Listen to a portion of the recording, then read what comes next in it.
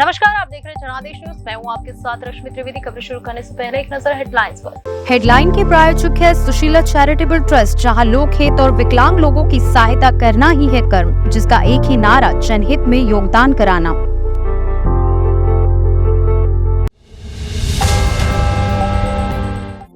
जयपुर में बीजेपी ने खेला हिंदू कार्ड। हवा महल से महंत बाल मुकुंद चार्य को टिकट के मायने समझिए।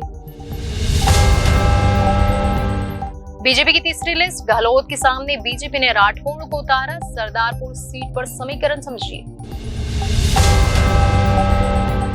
ईडी के समन को अनदेखा कर दिल्ली सीएम केजरीवाल पहुंचे एमपी। सिंगरौली में चुनावी रोड शो में लिया हिस्सा।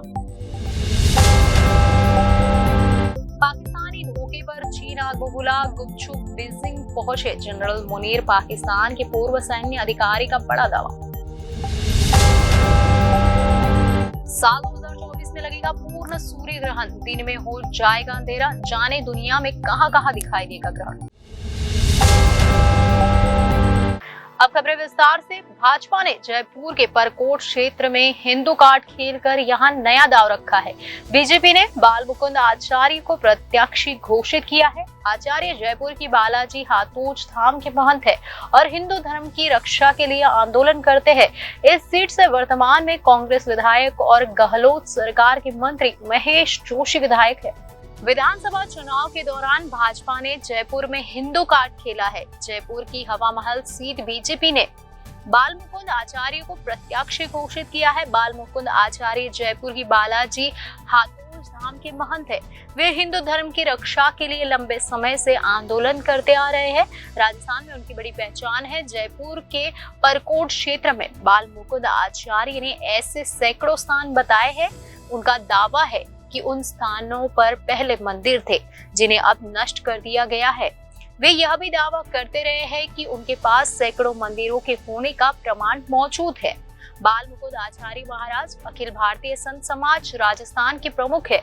जहां उन्हें हिंदुओं के साथ अन्याय होता नजर आता है तो वे तुरंत उसकी मदद करने पहुंच जाते हैं। वे ऊर्जावान होने के साथ काफी सक्रिय संत है जो आए दिन विभिन्न मामलों को लेकर आंदोलन करते रहते हैं। हिंदुओं के साथ होने वाले अपराध के मामलों में बाल मुकुंद आचार्य ने कई बार पुलिस थाने में रात भर धरना दिया है।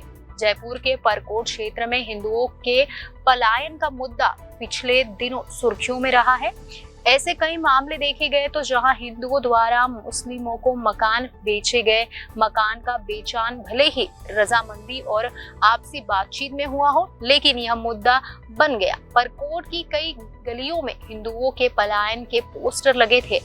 ऐसे मामलों में बाल मुकुंद आचार्य भी हिंदुओं के समर्थन में डटकर खड़े होते रहे हैं। पिछले दिनों बाल मुकुंद आचार्य ने परकोट क्षेत्र के मुस्लिम बाहुल्य इलाके का दौरा किया। इस दौरान उन्होंने दावा किया कि इन इलाकों में सैकड़ों मंदिर बने हुए थे जिन्हें साजिश पूर्व तोड़कर नष्ट कर दिया गया। आचार्य ने मीडिया के समक्ष यह दावा किया कि उनके पास एक एक मंदिर के दस्तावेज मौजूद है। हर मंदिर को चिन्हित करके वापस अस्तित्व में लाएंगे। परकोटा क्षेत्र में मुस्लिम आबादी काफी है। साथ ही हिंदू समाज की कई जातियां भी है जिनमें ब्राह्मण और बनिया की संख्या ज्यादा है। ऐसे में बीजेपी ने परकोटा क्षेत्र में हिंदू कार्ड खेलकर वोटों के ध्रुवीकरण का प्रयास किया है। परकोटा क्षेत्र में सैकड़ों की संख्या में पुराने मंदिर है जहां लाखों लोगों की आस्था जुड़ी है। ऐसे में बाल मुकुंद आचार्य को प्रत्याशी घोषित करने से बीजेपी को बड़ा फायदा मिल सकता है। राजस्थान विधानसभा चुनाव के लिए कांग्रेस की ओर से 5वीं और भाजपा ने तीसरी लिस्ट जारी कर दी है। भाजपा ने 58 प्रत्याशियों के नाम घोषित किए हैं और इसमें राजस्थान के सीएम अशोक गहलोत की सीट पर भी प्रत्याशी का नाम है।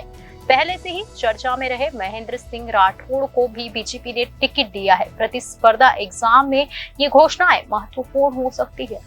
राजस्थान विधानसभा चुनाव को लेकर कांग्रेस, बीजेपी सहित सभी पार्टियों की ओर से अब ताबड़तोब लिस्ट जारी हो रही है। कांग्रेस की ओर से मंगलवार को एक ही दिन में चौथी और 5वीं लिस्ट जारी किए जाने के बाद आज गुरुवार को बीजेपी की ओर से भी तीसरी लिस्ट जारी कर दी गई है। बीजेपी की तीसरी लिस्ट में 58 प्रत्याशियों के नाम फाइनल कर दिए गए हैं।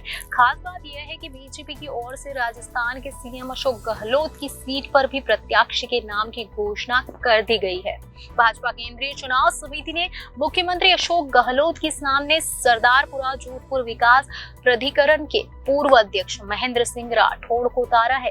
बताया जा रहा है कि बीजेपी की ओर से सीएम अशोक गहलोत और सचिन पायलट समेत कांग्रेस के दिग्गज नेताओं में टक्कर देने वाले प्रत्याशी के नाम की घोषणा 3 दिन से चल रही थी। भाजपा केंद्रीय चुनाव समिति इसे लेकर लगातार मंथन कर रही थी। बताया जा रहा है कि सीएम अशोक गहलोत के खिलाफ चुनाव लड़ने के लिए हाल ही में भाजपा में शामिल हुए रविंद्र सिंह भाटी, राजेंद्र गहलोत, नरेंद्र सिंह कच्छापा और ममता परिहार के नाम भी दावेदारों में शामिल थे। लेकिन सबसे ज्यादा चर्चा महेंद्र सिंह राठौड़ की थी, जिन्हें अब पार्टी ने टिकट दे दिया है। एमपी के विधानसभा चुनाव में आप प्रत्याशी के सपोर्ट के लिए पार्टी के संयोजक और दिल्ली सीएम अरविंद केजरीवाल सिंगरौली पहुंचे। केजरीवाल ने इस रोड शो के लिए ईडी के समन को भी अनदेखा कर दिया। पंजाब सीएम मान के साथ केजरीवाल रानी अग्रवाल के रोड शो में पहुंचे।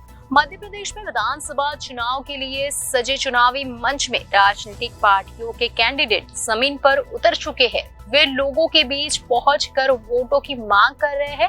अपने अपने प्रत्याशियों के लिए पार्टी के दिग्गज नेता सड़कों पर उतरकर रोड शो और रैली सहित जनसभा कर रहे हैं। इस कड़ी में सिंगरौली के आप प्रत्याशी रानी अग्रवाल के सपोर्ट के लिए पार्टी के संयोजक अरविंद केजरीवाल और पंजाब सीएम भगवंत मान पहुंचे। दिल्ली सीएम केजरीवाल ईडी के समन को अनदेखा करके यहां रोड शो करने पहुंचे हैं। दरअसल दिल्ली में ईडी ने सीएम केजरीवाल को आबकारी नीति मामले में घोटाले में पूछताछ करने के लिए आज यानी 2 नवंबर के दिन बुलाया था, लेकिन वे समन की अवहेलना कर केजरीवाल ने मध्य प्रदेश के सिंगरौली शहर में विधानसभा चुनाव में पार्टी उम्मीदवार के लिए बृहस्पतिवार को एक रोड शो में हिस्सा लिया। उनके साथ पंजाब के मुख्यमंत्री भगवंत मान भी थे। दिल्ली सीएम केजरीवाल सिंगरौली में रोड शो के दौरान रानी अग्रवाल को मेयर बनाने पर लोगों को धन्यवाद देते हैं। सीएम केजरीवाल ने कहा कि विपक्ष रोज खड़े होकर धमकी दे रहे हैं कि केजरीवाल को गिरफ्तार कर लेंगे, केजरीवाल के शरीर को तो गिरफ्तार कर लेंगे, केजरीवाल की सोच को कैसे गिरफ्तार करेंगे। केजरीवाल ने दिल्ली आबकारी नीति से जुड़े मामले में पूछताछ के लिए ईडी के सामने पेश नहीं हुए। इसकी बजाय उन्होंने एजेंसी को पत्र लिखकर उन्हें तलब करने वाले नोटिस को वापस लेने की मांग की और दावा किया कि यह अवैध है और राजनीति से प्रेरित है। पाकिस्तान और चीन के बीच संबंध बहुत तनावपूर्ण हो गए और इसे सुधारने के लिए जनरल असीम मुनीर ने चीन की सीक्रेट यात्रा की है। ये कहना है पाकिस्तानी सेना के पूर्व अधिकारी मेजर आदिल राजा का। पाकिस्तान सेना प्रमुख इस समय अजरबैजान के दौरे पर है, लेकिन उनका विमान चीन और यूएई में देखा गया है। यह कहना है कि पाकिस्तानी सेना के पूर्व मेजर जनरल आदिल राजा का जो इस समय सेना के खिलाफ मोर्चा खोले हुए है। इमरान खान के करीबी आदिल राजा ने दावा किया है कि जनरल मुनीर ने चीन और अमेरिका दोनों को डबल क्रॉस किया और इसका अब खुलासा हो गया है। इस धोखे से चीन बहुत गुस्से में है और यही वजह है कि जनरल मुनीर उन्हें मनाने के लिए चीन के सीक्रेट दौरे पर गए हैं। उन्होंने कहा है कि जनरल मुनीर के चीन दौरे को पाकिस्तानी मीडिया ने भी छिपा कर रखा हुआ है। आदिल राजा ने कहा कि पाकिस्तान के रणनीतिक हथियार और मिसाइलें अप्रत्यक्ष रूप से चीन के नियंत्रण में है।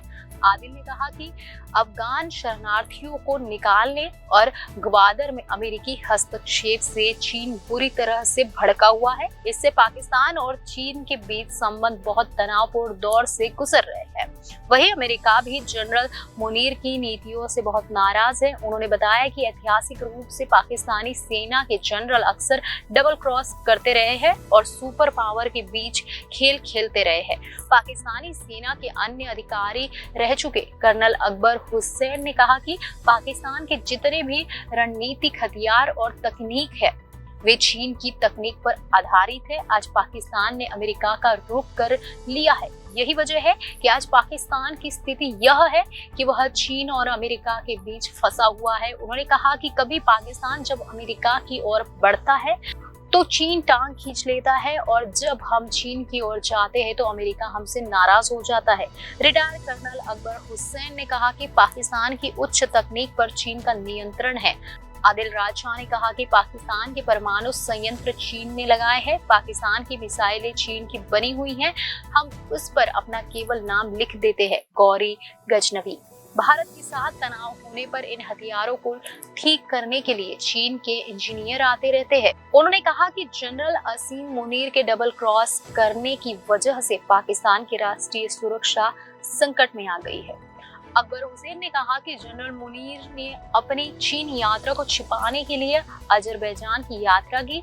आदिल राजा ने दावा किया कि जनरल मुनीर को चीन के राष्ट्रपति ने मिलने का टाइम तक नहीं दिया और इसी वजह से उन्हें रुकना पड़ा। इस बीच पाकिस्तानी सेना ने एक बयान जारी करके कहा है कि जनरल असीम मुनीर अजरबैजान के दौरे पर है। उसने जनरल मुनीर के चीन जाने के दावे पर कोई टिप्पणी न दी। साल 2024 का पहला सूर्य ग्रहण 8 अप्रैल 2024 को लग रहा है और ये पूर्ण सूर्य ग्रहण है। 2024 का यह सूर्य ग्रहण पश्चिम यूरोप, उत्तरी अमेरिका, उत्तर दक्षिण अमेरिका, प्रशांत अटलांटिक में दिखाई देगा। अगले साल पूर्ण सूर्य ग्रहण होने जा रहा है। ये सूर्य ग्रहण 8 अप्रैल 2024 को होगा और दिन सोमवार होगा। अमेरिका समेत कई देशों में पूर्ण सूर्य ग्रहण दिखाई देगा। वहीं पूरे महाद्वीप में आंशिक सूर्य ग्रहण दिखाई देगा। सूर्य ग्रहण का रास्ता वैज्ञानिकों ने उत्तर पश्चिमी मैक्सिको से अमेरिका होते हुए दक्षिण पूर्व कनाडा तक जाने की बात कही है। वह रास्ता औसतन 115 मील यानी 183 किलोमीटर चौड़ा होगा। 4 मिनट 28 सेकंड तक पूर्ण सूर्य ग्रहण होगा। इस दौरान दिन में अंधेरे का अनुभव हो जाएगा।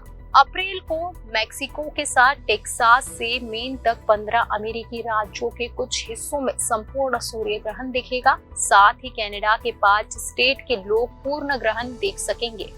मैक्सिको के तट से दूर कुछ द्वीपों से गुजरने के बाद चंद्रमा की 124 मील चौड़ी छाया उत्तरी अमेरिका के माजात्लान में सुबह 11:07 पर पहुंचेगी, जिसमें ग्रहण दक्षिण पूर्वी क्षितिज से 69 सेल्स ऊपर होगा।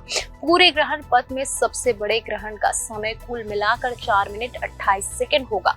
संपूर्ण ग्रहण में चंद्रमा सूर्य के डिस्क को पूरी तरह से रोकता हुआ महसूस होगा। समग्रता से पहले के क्षणों में प्रकाश का स्तर गिर जाएगा और इससे एक धुंधलापन पैदा होगा, जिससे तापमान भी नाटकीय रूप में कम हो जाएगा। संपूर्ण ग्रहण के बाहर चंद्रमा की उपछाया एक आंशिक सूर्य ग्रहण बनाएगी। ये पूर्व, उत्तर, मध्य और दक्षिण अमेरिका में दिखाई देगा। सूर्य ग्रहण को देखने के लिए एक सोलर फिल्टर का उपयोग करना चाहिए। केवल संपूर्ण ग्रहण के सटीक क्षण के दौरान जब चंद्रमा सूर्य की पूरी तरह से ढक लेता है तो आप नंगी आंखों से सूरज को देख सकते हैं। इसके अलावा सूरज ग्रहण देखने के लिए सावधानी बरतने की जरूरत है। सूर्य ग्रहण देखने के लिए चश्मा पहनना या दूरबीन के सौर फिल्टर लगाकर देखना बेहतर होता है। अमेरिकी महाद्वीप में इसके बाद 2045 में इस तरह का ग्रहण होगा। जानवी कपूर अपनी नई पारी शुरू करने के लिए तैयार है। बॉलीवुड में वह ऊंचाइयां नहीं छू सकी, इसलिए उन्होंने साउथ में किस्मत आजमाने का फैसला किया है। वहां उनकी डेब्यू फिल्म का पहला लुक आ गया है और फैंस का ध्यान आकर्षित कर रहा है ये लुक। अपने इंस्टाग्राम अकाउंट पर ग्लैमरस तस्वीरों से छाई रहने वाली जानवी कपूर का नया लुक फैंस को हैरान कर दे रहा है। असल में साउथ में जानवी ने डेब्यू फिल्म देवरा की पहली तस्वीर उनकी बॉलीवुड इमेज के ठीक उल्टी है। जानवी ने जूनियर एनटीआर के साथ अपनी पहली तेलुगु फिल्म देवरा में गांव की लड़की की भूमिका निभाई है। खुद जानवी ने सोशल मीडिया पर अपनी तस्वीर पोस्ट की है और बताया है कि फिल्म में उनके किरदार का नाम थंगम है। ग्रामीण साड़ी पहनी जानवी इस तस्वीर में मुस्कुरा रही है। इस लुक को लेकर फैंस में दिलचस्पी पैदा हो गई है। श्रीदेवी की बेटी जानवी बॉलीवुड फिल्मों और सोशल मीडिया में ग्लैमरस और अल्ट्रा मॉडर्न लुक के लिए जानी जाती है, लेकिन इस साधारण पोशाक में वह सबका ध्यान आकर्षित कर रही है और उनका मेकओवर लोगों में उत्सुकता जगा रहा है। सूत्रों के अनुसार देवरा ग्रामीण एक्शन फिल्म है। फिल्म में जानवी एनटीआर की प्रेमिका की भूमिका में है। जानवी कपूर ने पिछले साल मिली और गुड लक जेरी जैसी बॉलीवुड फिल्मों की नाकामी के बाद निष्कर्ष निकाला था कि यहाँ जिस तरह के रोल मिल रहे हैं उनसे वे शिखर पर नहीं पहुंच सकती है। इसलिए अपनी मां श्रीदेवी की तरह उन्होंने साउथ में स्टार बनने की तरफ कदम बढ़ा दिया है। देवरा की तस्वीर गोवा में फिल्म के सेट पर ली गई थी। फिल्म का निर्देशन कोराताला शिवा कर रहे हैं। रोचक बात यह है कि फिल्म में जानवी कपूर के किरदार के नाम का कनेक्शन श्रीदेवी से है। चाइल्ड आर्टिस्ट के रूप में श्रीदेवी की फिल्म एन अन्नान में उनके किरदार का नाम ठंगम था, वहीं से जाह्नवी के लिए यह नाम लिया गया है। जानकारों का भरोसा है कि गांव की लड़की के रूप में जाह्नवी का यह रोल उन्हें साउथ में पैर जमाने में बहुत मदद करेगा। इससे पहले रंगस्थलम में राजलक्ष्मी के रूप में सामंथा रुद्रप्रभु और पुष्पा श्रीवल्ली के रूप में रश्मिका मंदाना ने मासूम ग्रामीण सुंदरियों की भूमिका निभाई थी। इन किरदारों ने उनकी लोकप्रियता को नई ऊंचाइयां दी, लेकिन बॉलीवुड में सबकी नजर इस बात पर है कि देवेरा में जाह्नवी कपूर क्या सामंथा या रश्मिका से बेहतर पहचान बना पाएगी। फर्रे फिल्म का ट्रेलर सोशल मीडिया पर बवाल मचा रहा है। इस ट्रेलर के रिलीज होने पर MC स्टैन ने फैंस को गुड न्यूज दी है। MC स्टैन ने बताया कि वो इस फिल्म से अपने प्लेबैक सिंगिंग करियर की शुरुआत कर रहे हैं। बिग बॉस 16 के विनर MC स्टैन के फैंस के लिए गुड न्यूज है। फर्रे फिल्म से MC स्टैन ने बॉलीवुड में सिंगिंग करियर की शुरुआत की है। प्लेबैक सिंगर बन चुके MC स्टैन ने इस बारे में इंस्टा स्टोरी पर पोस्ट शेयर किया है। इस पोस्ट में उन्होंने न केवल अपने गाने का जिक्र किया है, बल्कि सलमान खान की बहन की बेटी एलिशेह की भी खूब तारीफ की है। फिल्म फर्रे के ट्रेलर को बहुत ही शानदार तरीके से लॉन्च किया गया है।